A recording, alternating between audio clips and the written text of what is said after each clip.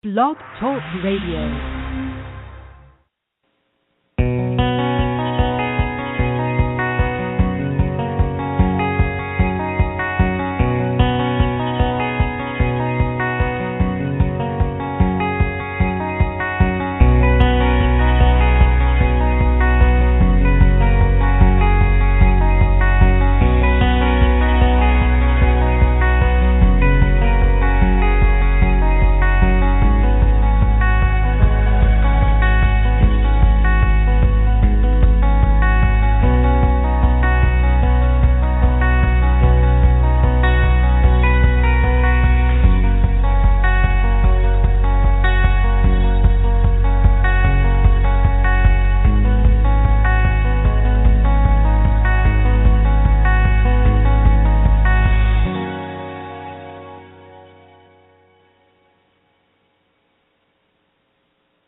Hello, this is Steve at PetGroomer.com with GroomerTALK Radio. Today, we have with us Gregg, Docktor. But first, before we bring Gregg online on the call here, I want to make a couple announcements. I'm just checking my schedule here. The next show, we're going to skip next weekend, but our next show will be on March 20th. That's a Sunday, same time, 1 p.m. Pacific, 4 p.m. Eastern. We're going to have with us Mary Aquindo. A lot of you may know her from her GroomWise blog on pet first aid care. She's going to cover salon planning for emergencies and first aid in those situations and disaster planning even for your salon. Good topic. She writes on it well, and she is certified in this type of training. So it's a show not to miss or listen to once it's recorded, and we'll make it available to you. There's a couple things going on popular right now over at PetGroomer.com. We have the all-new Power Grip from Wall. It's a corded, very powerful, brand-new clipper. We've got two of them, and so we're having one of our Pay It Forward contests. Come over to Groomer Talk Community. Just go to PetGroomer.com. You'll find your way to the community. There's a link there. Every time you post a message on the board, anytime during the month of March, you're automatically entered in this contest. If you win, you get to have a brand new Power Grip clipper for you, and you get to pay one forward. Perhaps a groomer in need, maybe a rescue, pet welfare association, someone you get to choose, and we'll get them a copy. Another clipper.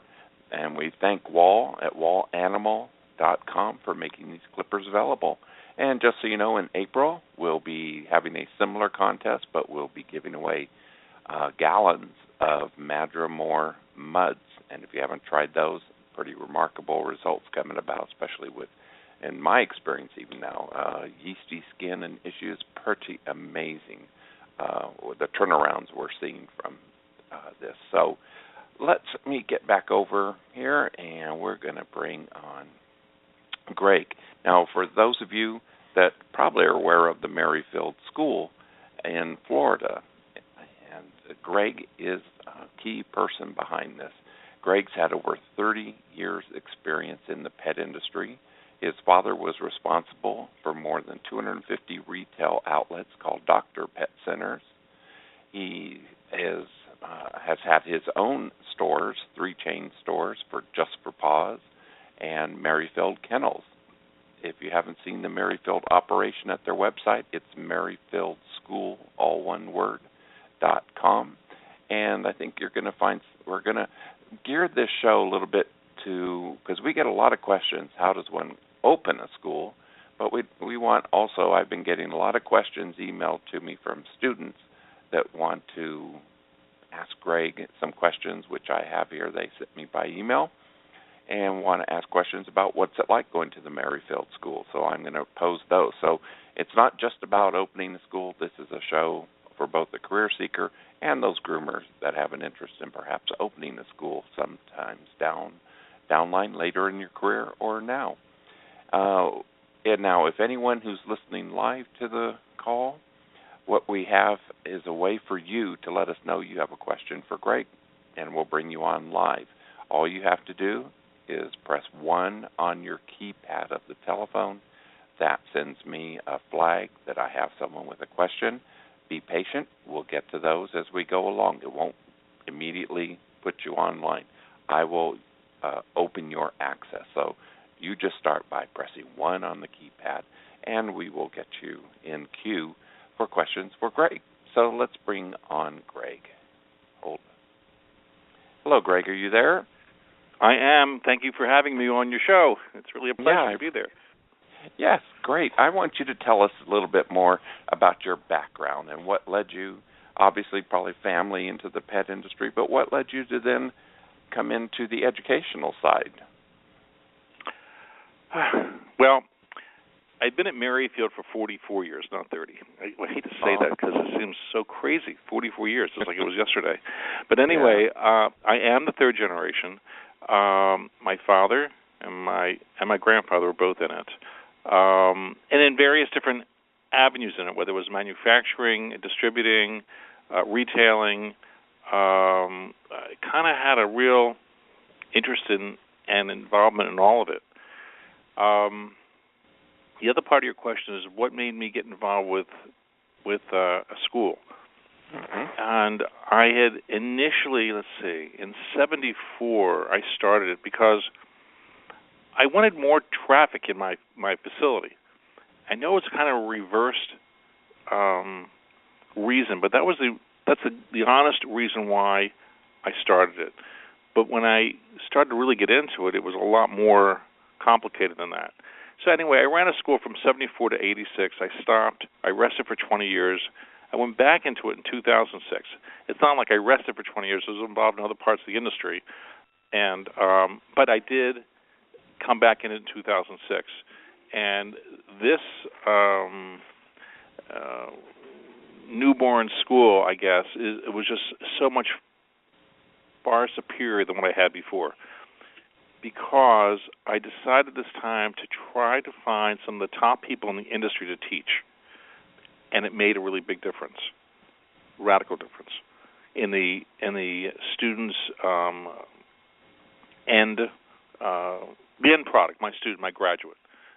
It just was their skill level, their skill sets were so far superior than we've ever had it before. Any other questions? Sure. Now, or did I answer that correctly? Yeah, you did. Now, let people know why we've got you on this. Now, at the Merryfield School right now, you also are offering other services to pet owners. There's the kennels there. Is that correct? Right. So we have the school, which is the main part of our business, but Merryfield Motel for Pets was originally built in 1961. My brother and my father, may they both rest in peace, we bought it in 1972, and we had our own designs and things that we want to do it. But what still remains today is I still have a motel. I have about 40 or 50 suites still here. I've converted a lot of the areas of that we had our suites into classroom space.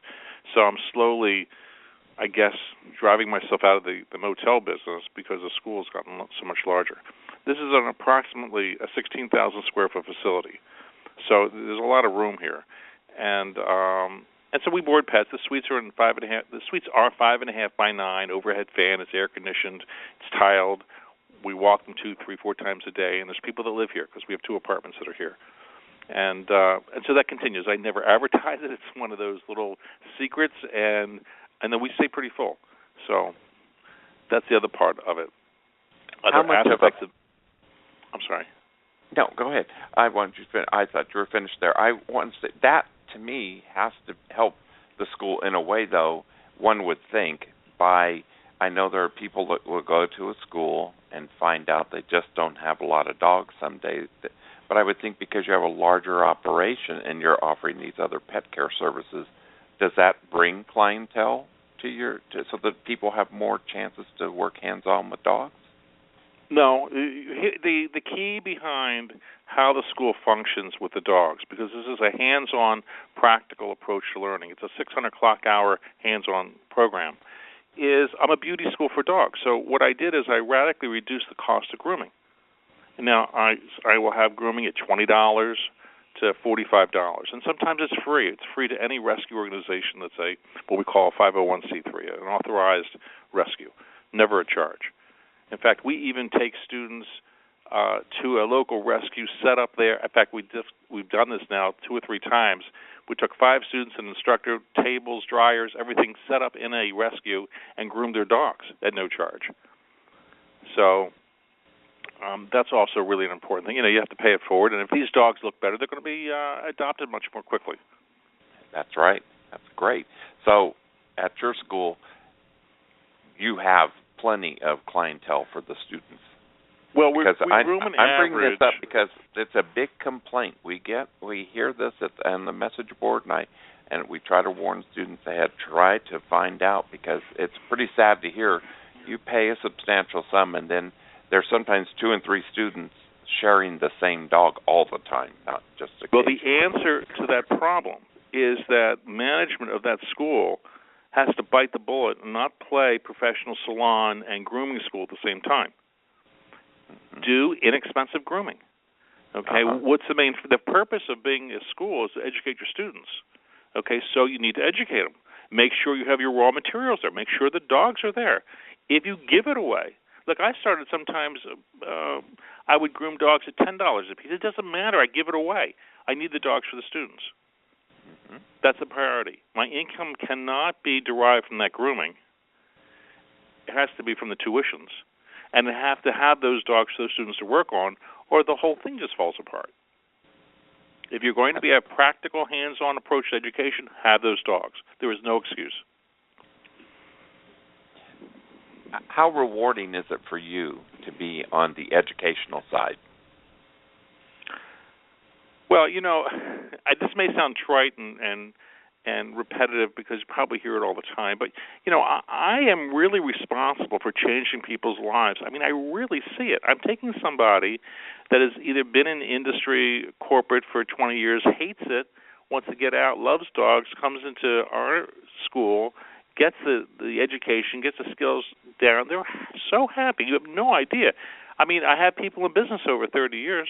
So I am getting the feedback from them, and this, our industry gives somebody a really long life in a field that they've chosen to be in.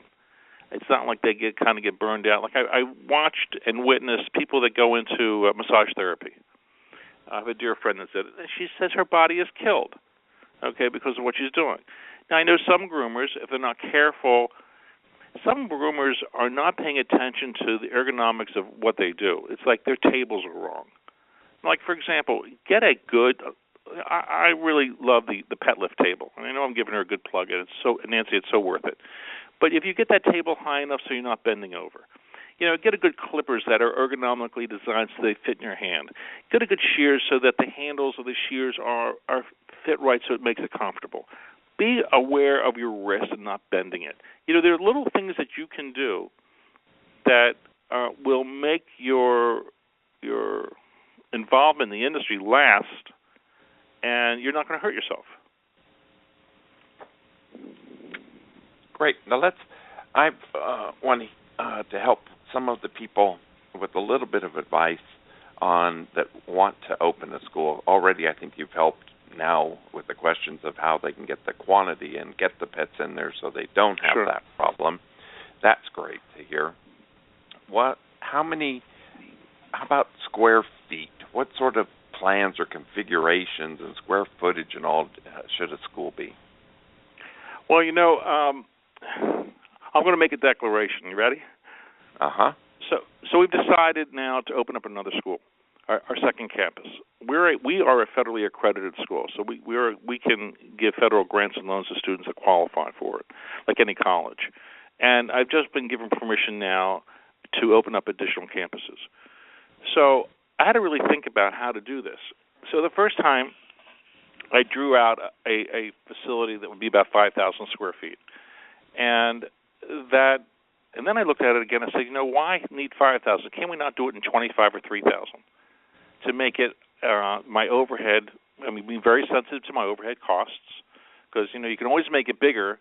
It's a matter of then your costs get a little bit more, obviously, because you're in a bigger space. So I drew out another set of plans. What I try to do in these plans is to make it like a mobile home, like everything has a place, and it could have two purposes in use. When you're developing a school, you need your classroom, and you need to have a good 15 to 20 tables because of the economics of running a school. You need a good drying area that can be separated, if you can, from your grooming area because of the noise factor and distractions. Not that there's always a viable possibility, but in my second design, I was able to do that.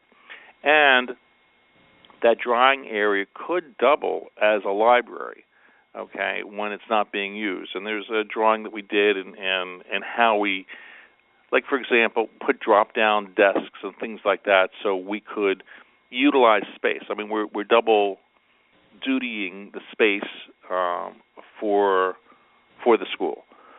You need an administrative office, you need a financial aid office, you need reception area, you need a student lounge.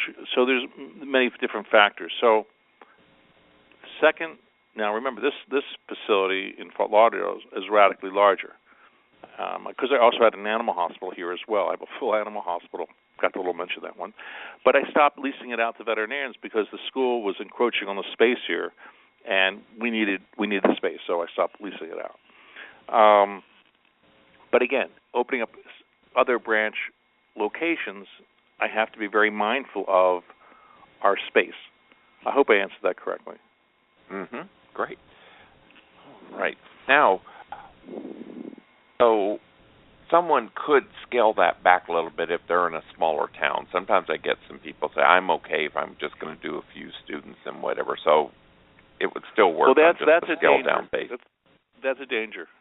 Okay. The danger is that if you try to do 2 or 3 students financially, you'll never be able to survive.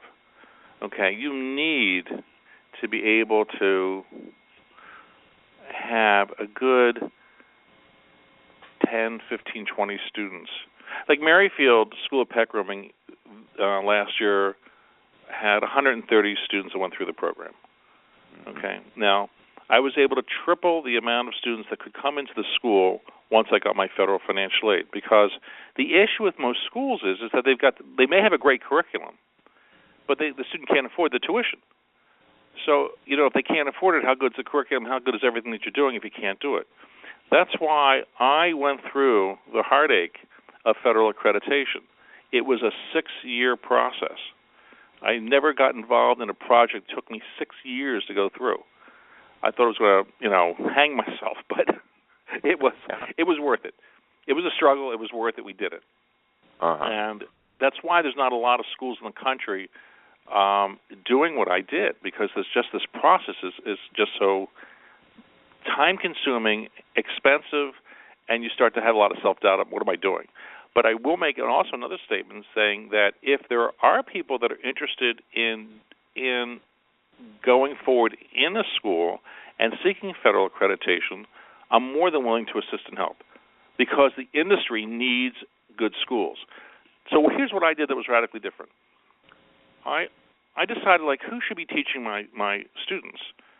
And like any college, if you are teaching a program that culminates in a bachelor's, you have somebody that's teaching that has a master's. Okay, if you have if you have a program that's master's as the end result, a PhD or a doctorate must be teaching those classes. So I decided that the best way to emulate that process was let them be National Certified Master Groomers through any of the different voluntary certification services or groups that are out there. NDGAA happens to be, in my opinion, probably the largest and most accessible to a lot of people. So all of my staff are all NDGAA, National Certified Master Groomers, okay, because I want to make sure that if somebody is going to be taught by somebody else, that person that got that National Certified Master Groomer status took the time, energy, effort, expense, money, and really got into what they're doing.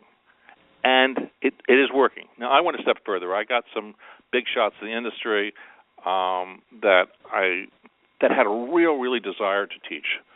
Some of my staff you may know. Michael Lamb, he's been showing dogs for a billion years. He has over 200 dogs that he's created AKC champion status on. Irina Pinkusevich, Pina. Most people know who she is, and she's just amazing credentials. The awards, the money that she's won, the expertise that she has. A delightful individual. Joanne Marino, another one, 30 years experience in the industry. Jessica Wallace, Bridget Scalzetti, Josh Morales, Lulu Rodriguez, Bill Jividan. All of my instructors are all National Certified Master Groomers, and as a result of that, my students have come in first, second, and third places in national competitions for 10 years in a row. So that's the verification to me that the teaching staff is spot on what we're doing. And what we have done, so there's no secrets to what we're doing here, is we are teaching to two standards, AKC, obviously, for show grooming, and the NDGAA. So what we've done is we've infused show grooming technique into professional pet grooming. We're making the dogs pump, okay? And that's what we're doing. That's what's making us different. And in order to do that, I've got to get people that have that kind of background to teach this properly. That's the whole essence of what we're doing. And these people are out there. You'll have people that own salons that are National Certified Master Groomers. And their next natural step is maybe they'll teach a day or two. And they'll be thrilled.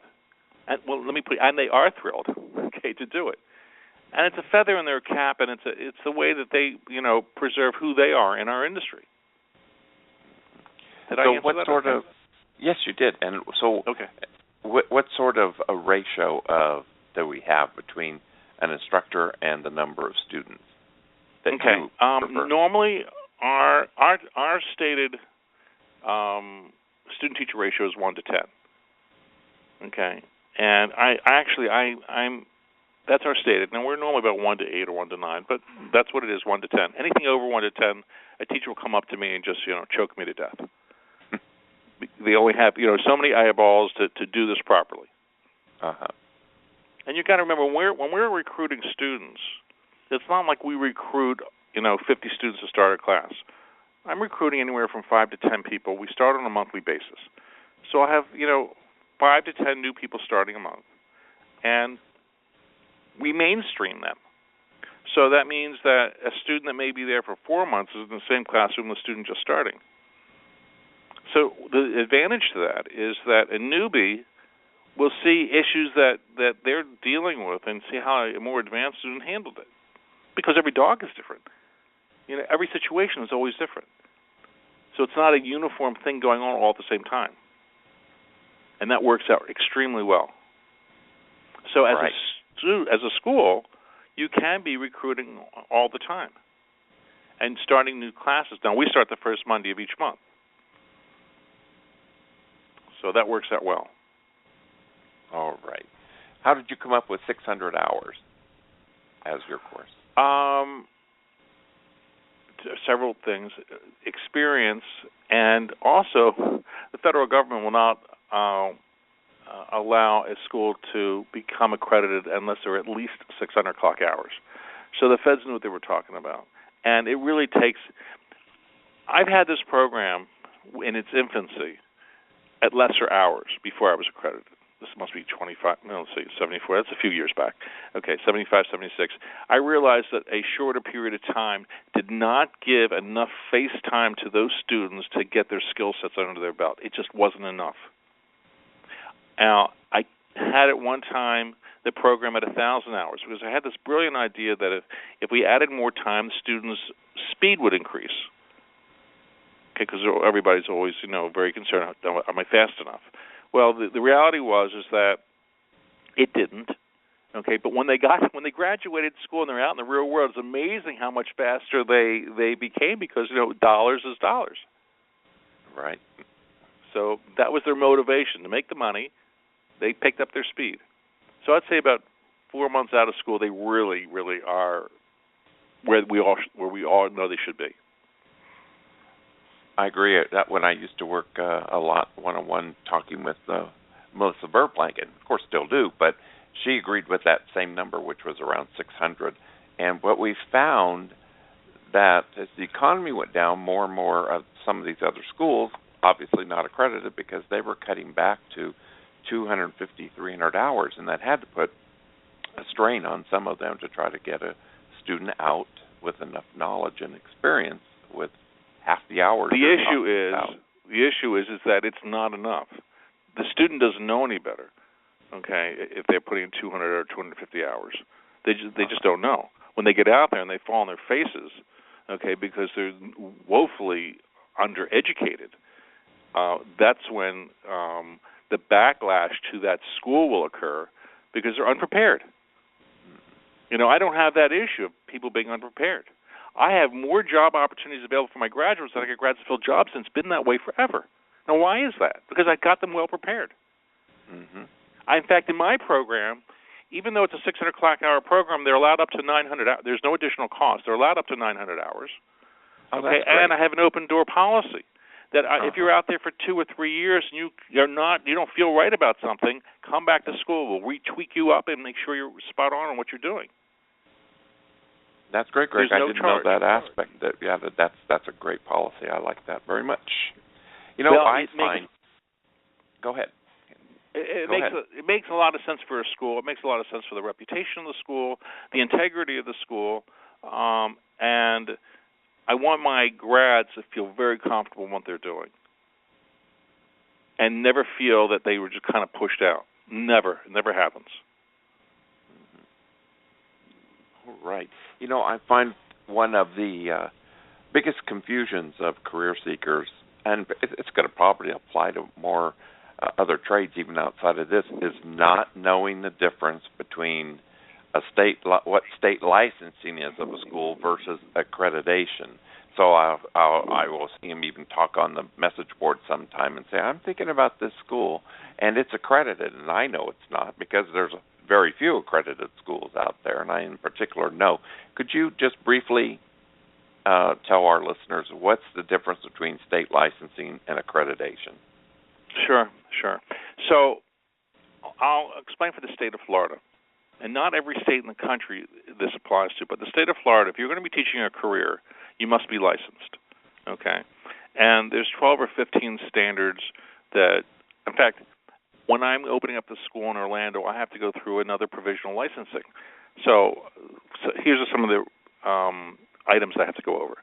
So I have to have my Secretary of State documentation, the corporation, my instructional and administrative personnel forms, transmittal of criminal justice information, organizational chart, program outline, application for admission and enrollment agreements, enrollment agreement checklist, your refund policy checklist, financial statements, there's a financial statement checklist, faculty listing, faculty handbook, institutional catalog, advertising, lease agreements and documentation showing ownership of the facilities, zoning compliance, accreditation status, etc. And this goes on to maybe 25 or 30 things that I have to do just to open up this other branch campus. Now, that's for the state of Florida. That's what they require. So in order for me to teach, I must have a state license. The accreditation process is another whole, that's the 6-year thing that I went through. And the purpose of that, the purpose of that was really for twofold. One, you're really peer-reviewed by educators on your ability to deliver an education, the educational delivery process. Okay, it's rigorous. You must have a great syllabus, which we do. You must have accountability and transparency in everything that you do. And once you've gone through the accreditation process, that gives you the eligibility to make application to the Department of Education to be included in Title IV funding, which is about the student loans, which took me another, was that included in the 6 years? Maybe it was included in 6 years, yeah. So it's your state licensing, your accreditation, and I'm accredited by the ACCSC, and there are other accreditors, but this is the accreditation that we chose. And then once that's completed, your application to the Department of Education to allow you to participate in federal funds.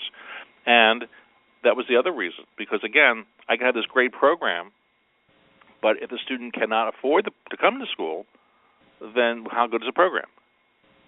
It's the age-old story when people go buy a car. I don't care how much a car is. What's my monthly payment? It's like that. Mm-hmm. Now, unfortunately for student loans, they have up to 10 years to pay it back, and the interest rates are really low, and, this is part of the political process of lowering student interest rates further, which I'm sure it'll happen. But, that's what it's about. Excellent. And it's critical for a school to have it. Yeah.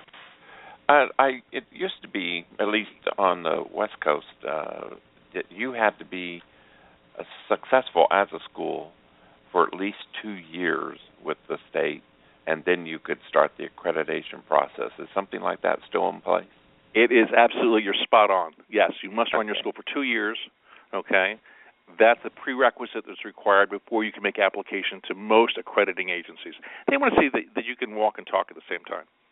Uh-huh. Sure. Can you run a school?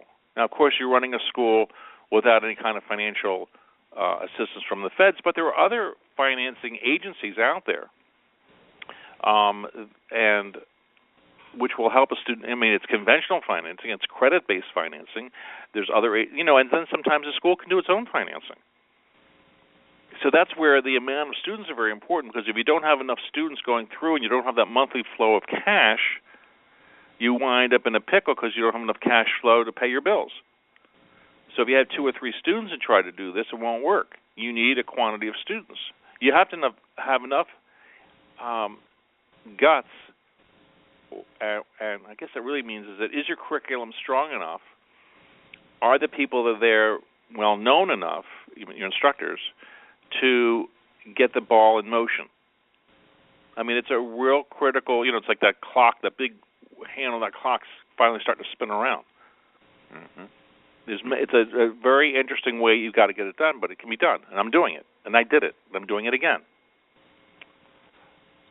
Let me ask if you've had this experience, especially since you've had accreditation and offering assistance to students for a long time. I had one school owner that did have that. This was a good 10 years ago, and just said, we're keeping it. It's great. It's working. But I had to learn, I'm speaking for that person, that I had to learn how to filter out some of the students that I thought, because assistance is available, that they're just sort of, well, maybe I like this grooming thing and I'll try it. And they weren't as serious as people that had to find private financing or something. Is there any sense to that? Well, here's another thing that I do. The process of interviewing, like if you go to a major university, they really ring you out as far as the admission process goes. And the reason why they do that is that if a school has too many dropouts, the feds say, well, what's going on here? Why are there so many dropouts? We're fearful that if you have all these dropouts, these students are not going to pay their loans. And if they're not, if your dropout rate's too high, you're going to lose your opportunity to be involved in Title IV funds, which gives students the student loans. So the way I've avoided a lot of that, and you can't avoid it all, excuse me, is I allow a prospective student to spend 2 weeks with us. There's no charge. Let them spend some time here. They may like dogs, and they think they really like dogs, and they get in and say, oh, my God, I'll never be able to do this. The dog just pooped on the table, and they freak out. You know what I mean? Because these things happen. Sure. So the best way for us was to do this. It works out really well. It filters out people that, thought they'd like it, and maybe, they don't. Okay? It's too radical a difference between what they were in a past life and what they want to do now.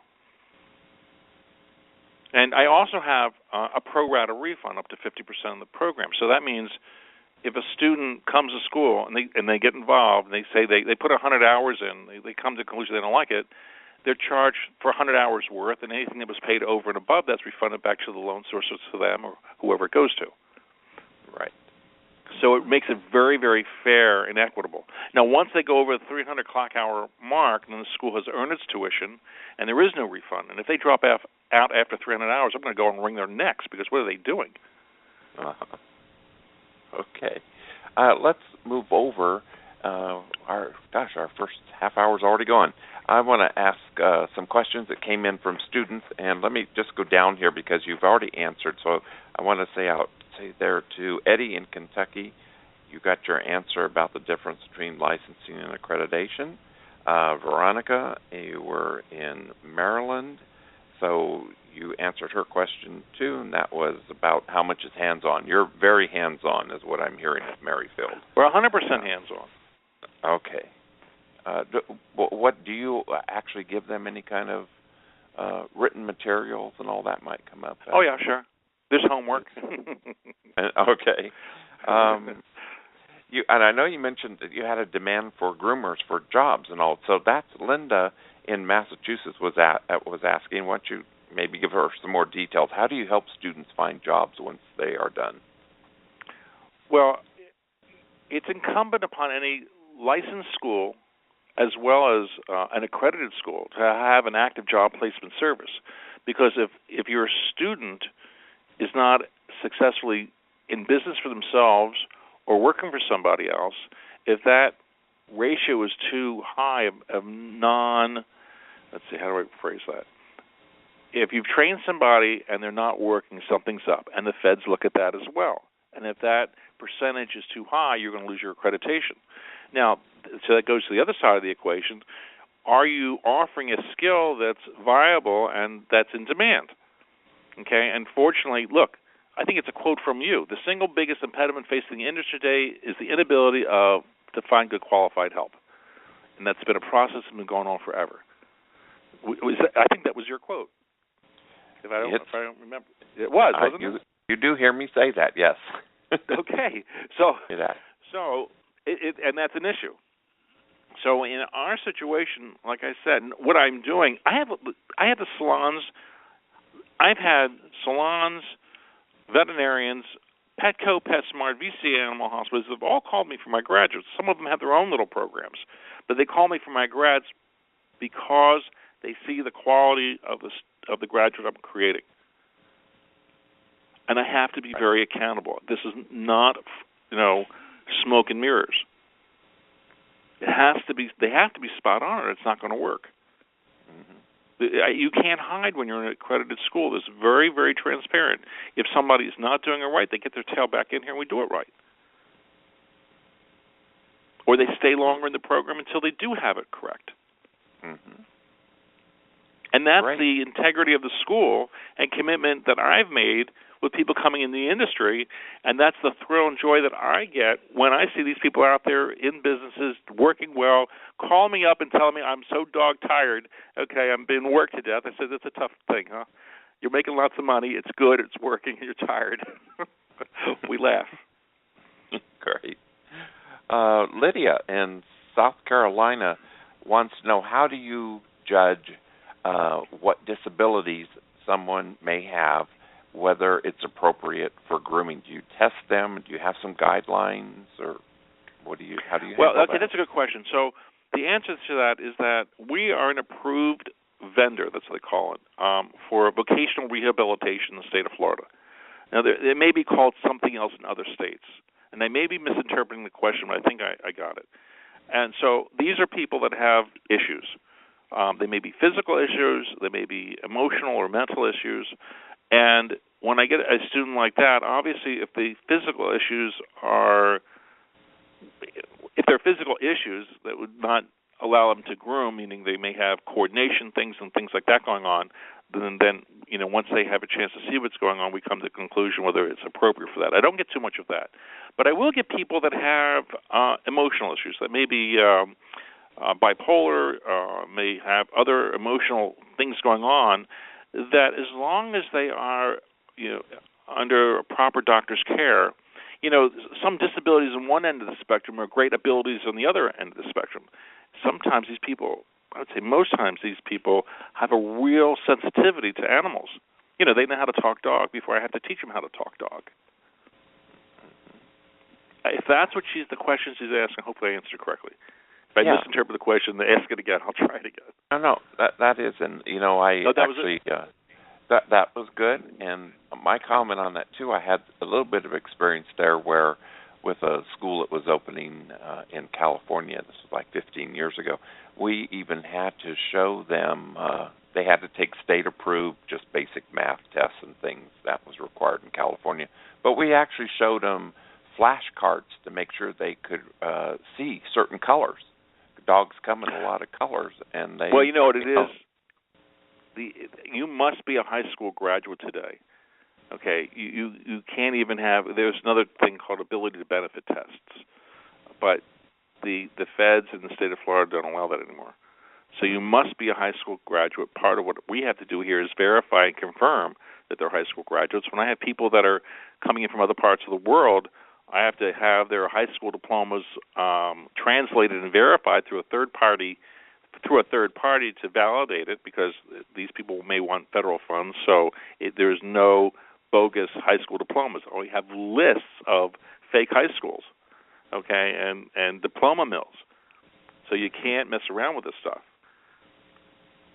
You know, in some ways, talking with you and someone who's meeting these extra requirements of someone that is accredited, it actually, to me, in a way, it would sort of be, if you just put the federal financing off to the side, I think it makes for a better school to be under that pressure, because you can still, unless you get a tremendous amount of complaints, you can still be a state licensed school.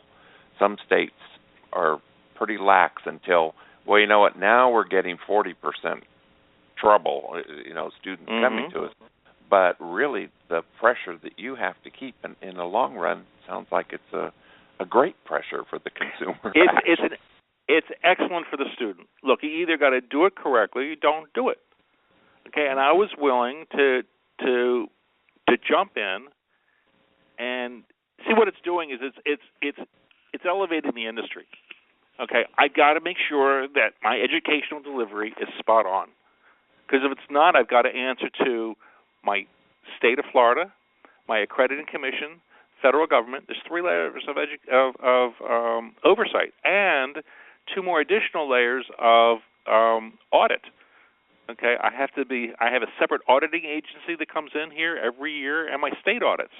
5 layers of government. There is no industry that has 5 layers of oversight.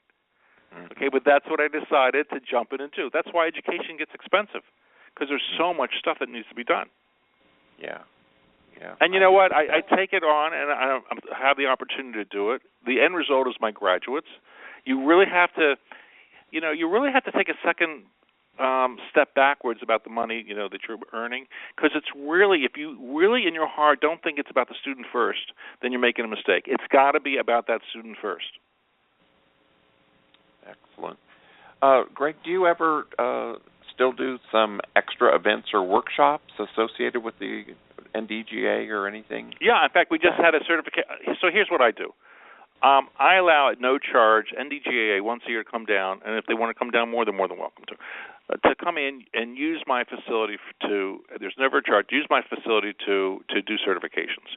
I just had Judy Routley, NDGA groomer, who does CPR. She came in, I think there were 18 students today that took her CPR classes. So if there are other people out there that have a viable program they'd like to offer, for a day or two, whatever it is, we'll work out and see if it makes sense, if it's credible, does it pass the litmus test of what I have to do here, and they're more than welcome to offer what they need to offer. Like, here's another example. One of my graduates is doing a creative grooming class, doing the pet carving. There may be a different name for it, where they carve in a rose into a short-coated dog, and then they'll offset it with color, which is like if we take these short-haired dogs that only get a bath and nails are cut, here's another whole grooming aspect and other market that nobody's touching. So she's coming in, I think, right after the Atlanta show to run this class. And it may be a 2-day thing. So, yeah, we have other little things. I do not have a curriculum set up for people that are out there for years and want to do something else to improve their skill set, because, unfortunately, that market is not big enough, and I'd have to go through the approval process with my state agency and my accrediting agency to offer this, and financially it wouldn't work out. That's why NDGA and others that offer special certifications and their mini seminars is the best continuing education that I see for the industry at the moment. Right. That makes a lot of sense. That last question, just to put it out there, Carol in Alabama, that was your answer. So when you listen to the show, you just found out, and I'm sure everyone can check with the website.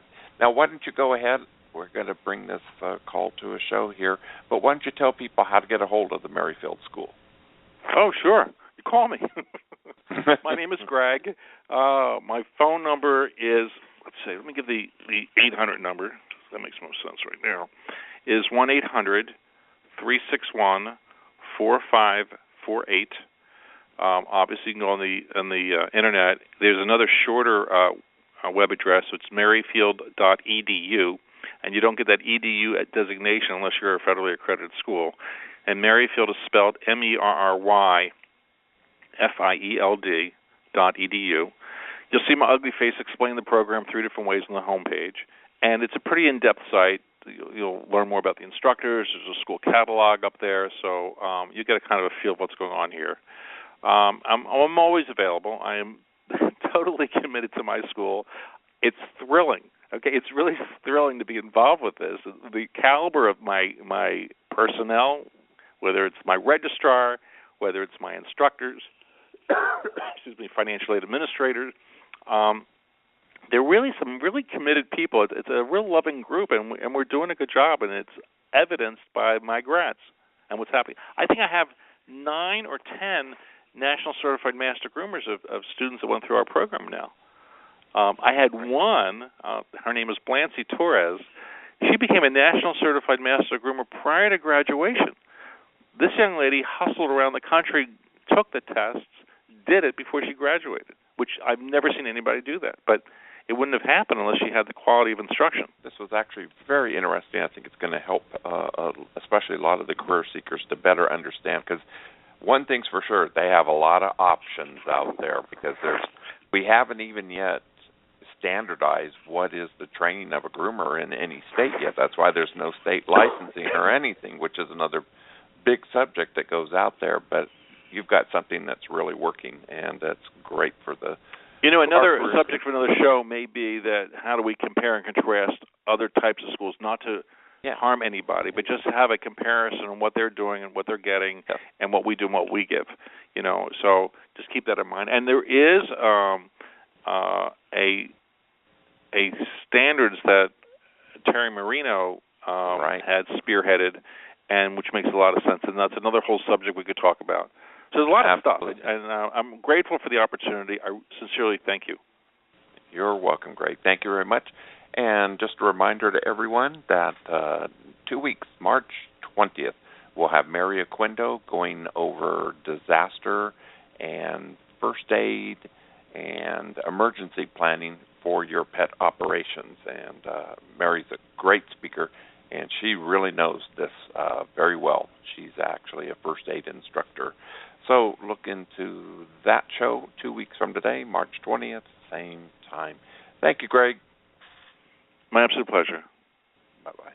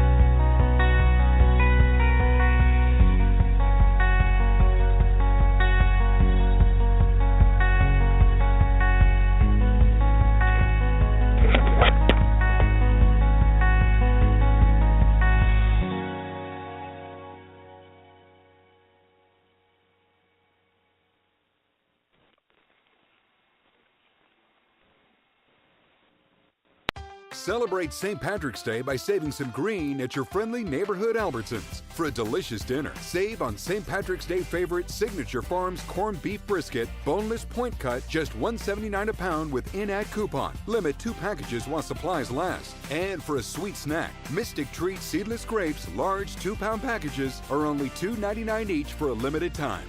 Tastier meats, sweeter produce, bigger savings. Albertsons, it's just better.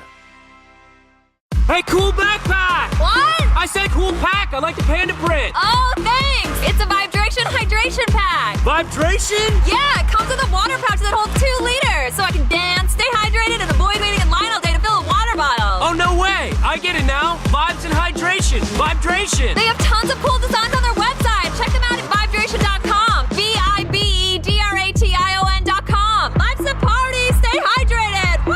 Use code Coachella to save on your next purchase.